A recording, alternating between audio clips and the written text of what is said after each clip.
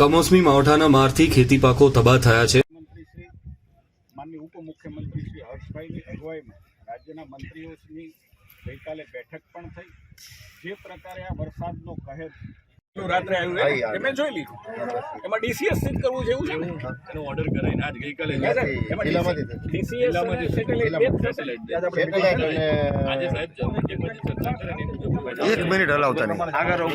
સરકાર દ્વારા ખેડૂતોના તાત્કાલિક સર્વે સાથે સેટેલાઇટ સર્વે સહિતની જે પણ લાભદાયી અને રાહત મળે તેવા અભિગમ અપનાવીને બપોરે અમરેલી જિલ્લાના વહીવટી વડા સાથે બેઠક કરીને ખેડૂતોને રાહત મળે તેવા પ્રયાસ રાજ્ય સરકારના રહેશે તેવું ઉર્જા મંત્રી કૌશિક વેકરિયાએ જણાવ્યું હતું।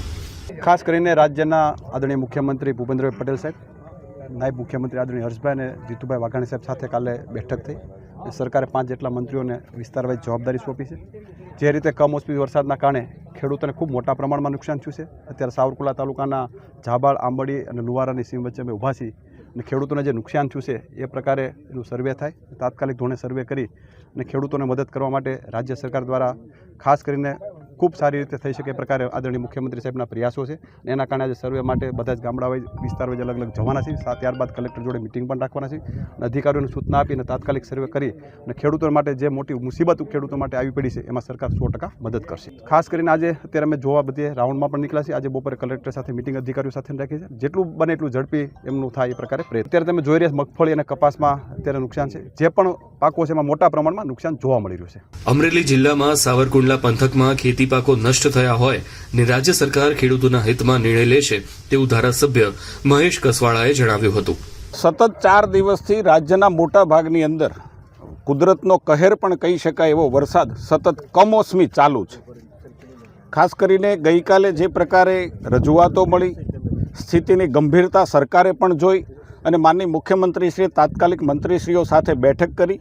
રાજ્યના માનનીય મુખ્યમંત્રી ભૂપેન્દ્રભાઈ પટેલ અને ઉપમુખ્યમંત્રી હર્ષભાઈએ 5 જેટલા મંત્રીઓને પરિસ્થિતિનો તાગ મેળવવા માટે આજના દિવસે પ્રવાસ કરવાનું પણ કહ્યું છે।